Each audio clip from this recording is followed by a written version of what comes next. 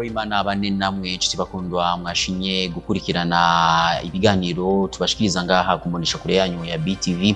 Umwanya mwiza kugira ngo tubashikirize amakuru mu Kirundi, amakuru duhera ku ngingo nkuru ziyagize. Harakwiye kubaho igitabo ca leta cerekana imigambi yose leta izorangura n'uburyo izotwara. Vyongeye harakwiye kandi kugarukanwa ubushikiranganji bw'imigambi ya leta. Ivyo vyashikirijwe na Faustin Ndikumana arongoye ishirahamwe Parsem mu kiganiro yahaye abamenyesha makuru. Nayo urongoye umuryango w'ubumwe bwa Afrika Musa Faki ari mu rugendo ngaha mu gihugu c'u Burundi, aho agishika ku kibuga c'indege Melchior Ndadaye yakiriwe n'umushikiranganji w'imigenderanire n'ayandi makungu Albert Shingiro. Turafise n'ayandi makuru menshi tubateguriye, kaze mukanya nido.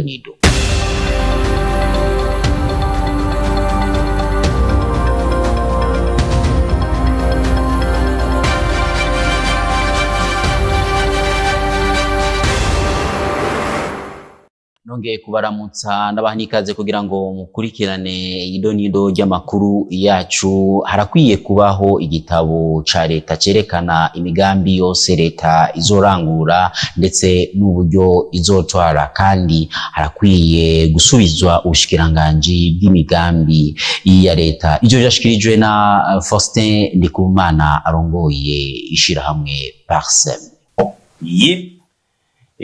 Turavye nko mu muri ibyo turimo turabona yuko muri iyo bije barashizeyo miliyaridi 344 z'amarundi, 344 z'amarundi mu nyumvi miliyaridi.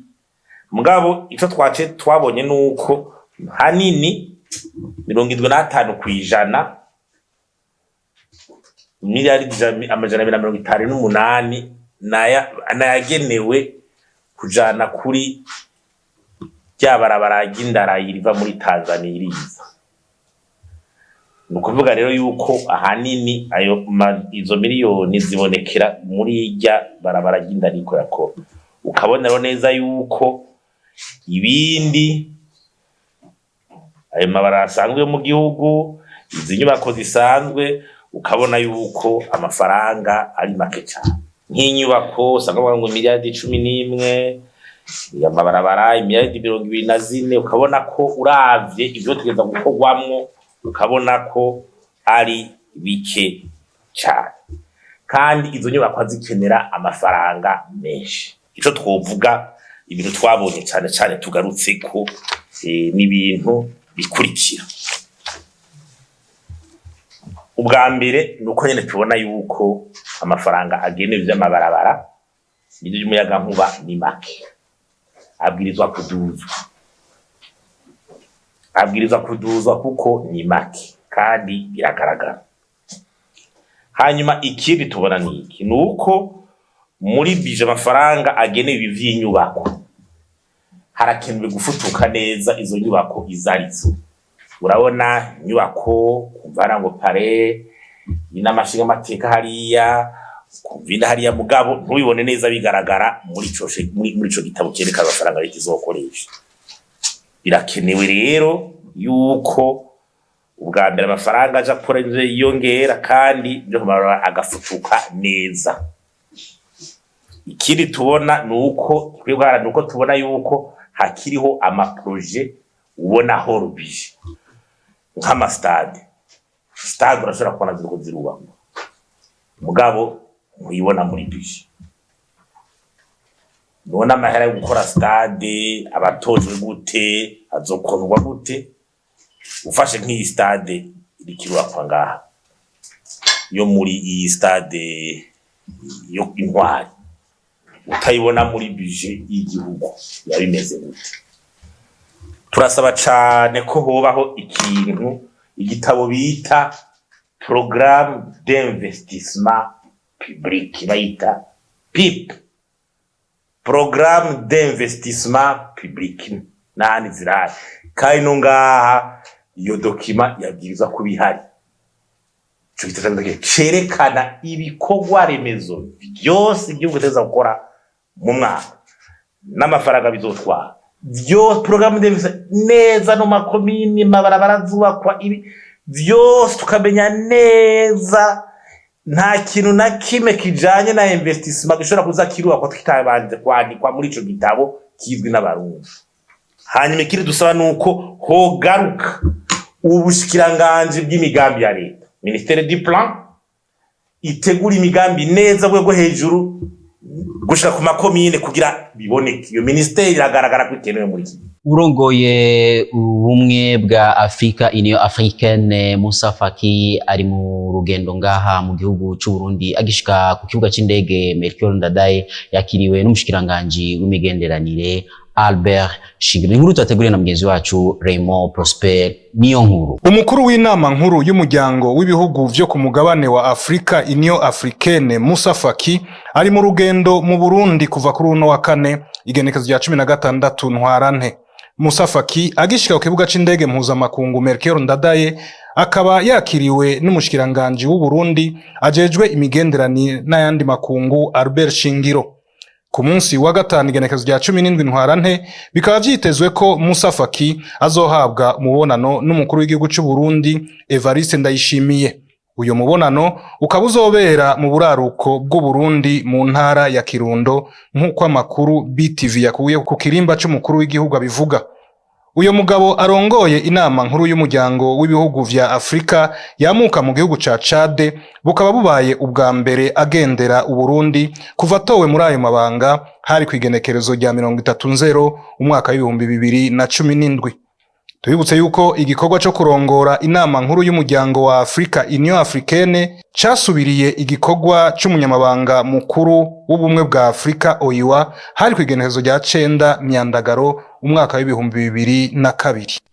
Abadandaza b'amavuta naho babahaye kiringo c'ukwezi cyo kudatekeramo mu macupa ya plastike baravuga bati n'amacupa mashasha babazaniye natandukaniro babona. Ni nkuru twazaniwe na mugenzi wacu Arlette Mugisha. Abo bene gihugu twaganiriye biyungunganya mu kudandaza amavuta yo kurya batumenyesheje ko ayo macupa mashasha yaje atandukanye na yahahora kuko yo azimvye kandi byatumye n'amavuta acazimba.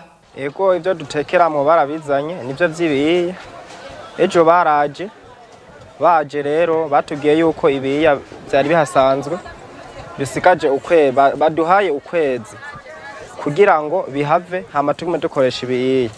Ariko twarasabye yuko ibiya bazanye kubisanzwe birazimvye kuko iki urabona twara tukigura 100 cazimvye 105. Mugabo iki kigurwa senkesa naho nyene washitse kuri ezine uwakizanye ngaho yakiranguye hariya aca kigurisha wise. Umva kubisanzwe birazimvye nico gituma n'amavuta ibe iciba ndende. Urumva kubera ubibido igeze ku 115. Rero ibikubira twabigura 105 twarayatangira kuri 7000. Urumva iki naco tutegerezwa gushira kwirya sensa. Umva rero uri kuramubwira umukiriya ati iki gikincu kirazimvye ni 7500. Urumva acavuga ati mwebwe ntimuburi ivyo mwitwaze. Umva rero ntibitworoheye tubona umenga ibi bintu ntivyoroshe ntibitworohere twebwe tudandaza. Haba abaguzi ndetse nabo badandaza bakamenyesha ko atatandukaniro rihari hagati y'ayo macupa nubwo bavuze ko ayo yahahora akuwe kubera isuku. Bikinju nibishasha heruka kutuzanira bamaze kubizana rero je nacenda mubaza ati none kwiki kiguma kinyogwanyogwa kidakomeye nk'ibyambere.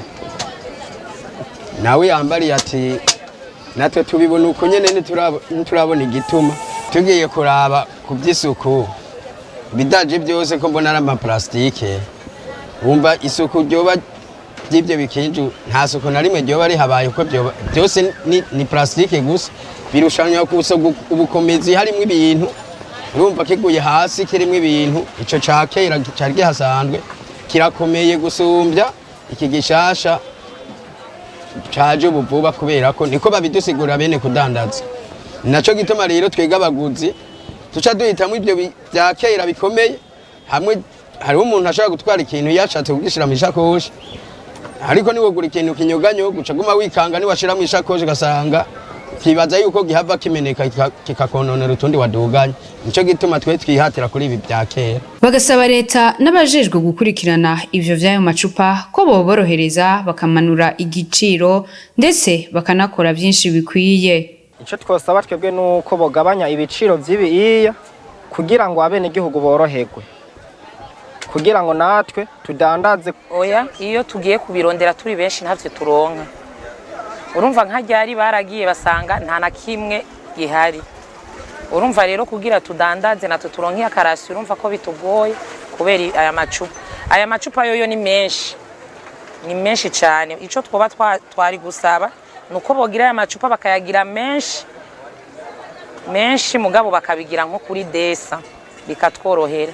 Mwomenya ko ikigo BBN cahaye abo badandaza ikiringo c'ukwezi gusa kugira ngo ayo macupa yahoraho bahora batekeramwo azobe yaheze ku masoko. Ubushikiranganje bujeje kunguruza abantu n'ibintu ngo rashizeho amafaranga ku mashirahamwe ajeje gutwara abantu n'ibintu bakorera mu Burundi no mu makungu kugira ngo ashobore kwiyandikisha ariko kandi yemererwe kandi gukora. Inkuru tateguriwe na mugenzi wacu Jules Verne Nakimana. Itegeko rigenga iyandikwa gushasha ry'amashirahamwe yunguruza abantu n'ibintu ryarasohotse. Igenekerezo rya 31 Ntwarante nisango ntabanduka ubushikiranganje bujeje kunguruza abantu n'ibintu ufatikanije n'ubushikiranganje bujejwe ivy'ubutunzi batanze kugira amashirahamwe yunguruza abantu n'ibintu azabyahejeje kwiyandikisha gushasha kugira ahabwe uruhusha rwo gukora agrema. Amashirahamwe akorera hagati mu gihugu azorihishwa kugukurikira. Ishirahamwe rikoresha imodoka ntonto zorihishwa amafaranga 250 y'amarundi,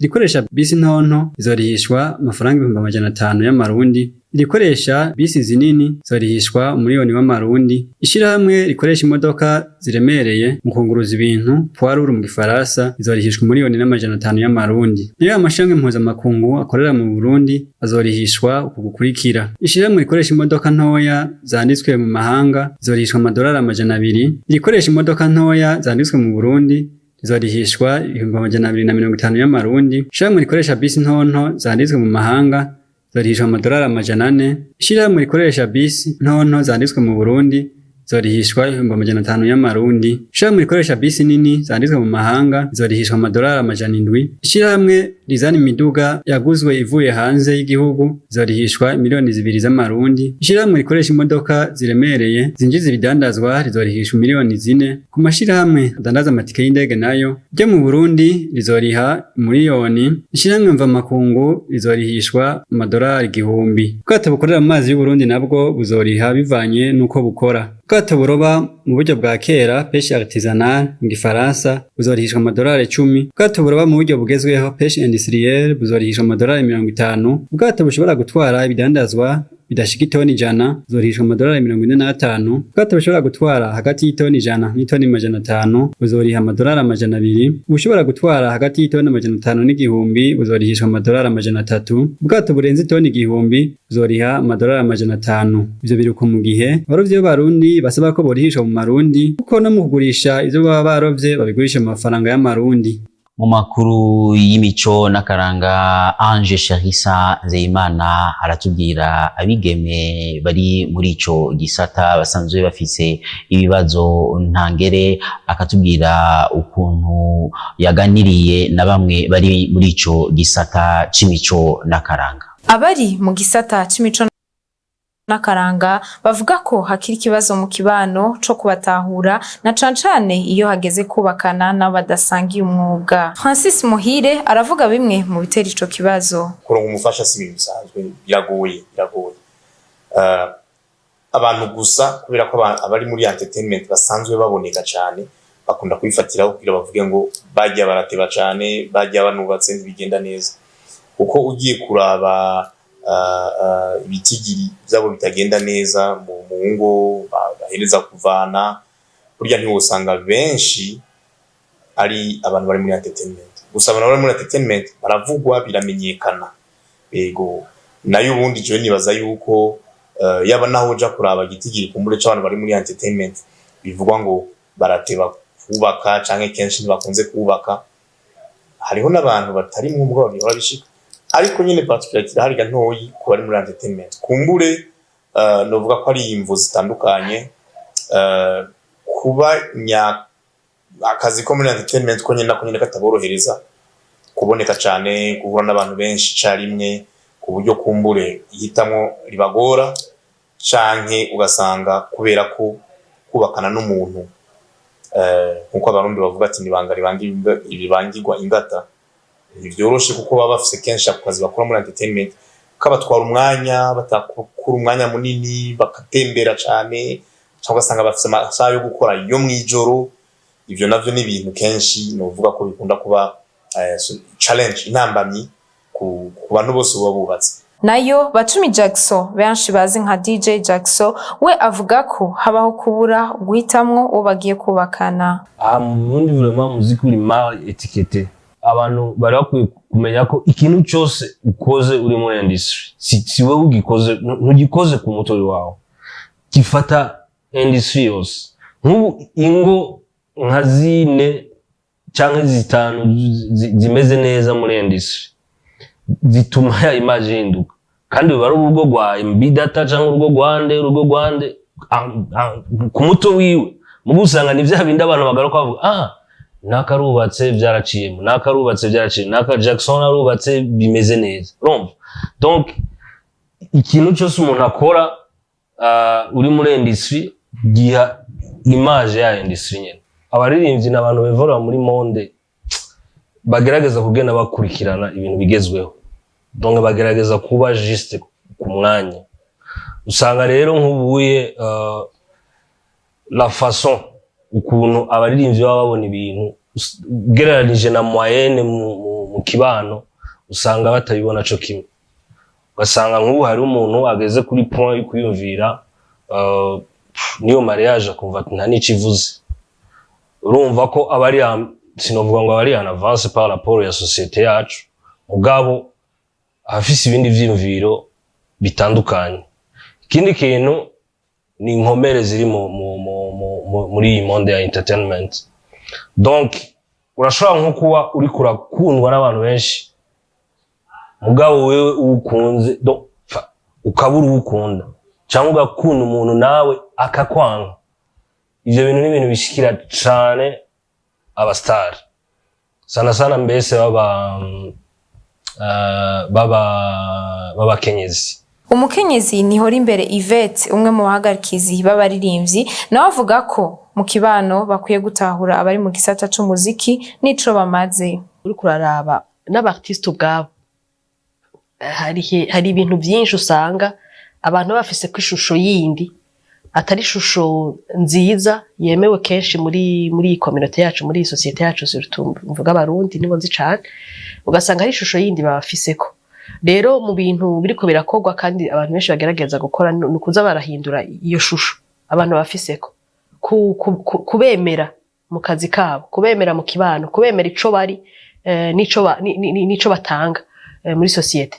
Ivyo rero uko kutemerwa muri societe birateba bigatandukira n'umwana w'umwigeme canke abafasoni canke abakenyezi bari muri ico gisata. Ugasanga birabatandukiri na cane ko ibyo muri community byo muri societe bisanzwe bishira umukenyezi ahantu kumumanutsa canke kutamuha ikibanza gikwiriye bidasanzwe bibuze ku bakenyezi bose muri rusange. Rero iyo uwo mukenyezi nawe yisanze ari muri aka kazi, kenshi usanga nkuko bivuze usanga bitoroshe kuri ico gicapo. Je niyumvira yuko dukwiye kumenyana, nta kindi kintu cyo kumenyana. Kubaho muri societe umuntu azi vyiwe arimwo gusa, ntaha agaciro, ntagerageza gutahura ivyo wundi nawe arimwo. Ubwa mbere je ndabifata ko ari ubukene, n'ubukene bukomeye mu mutwe, mu migenderanire, n'ubukene bwo kutamenya mugenza wari impande yawe ico akora, ugerageze kukimenya. Kuko ngerageje kumenya icundi akora ndatahura n'akamaro kacu. Ivyo biruko mu gihe hariho abamaze kubakana biciye mu mategeko kandi bakubakana n'abadasangiye umwuga. Amakuru y'inkino na mugenzi wacu Jules Boris Ingabire. Ihiganwa ry'umupira w'amaboko Epoque mu Burundi Viva Basketball League rigiye gutangura kuri uno wa 18 ntwarane umwaka wa 2023.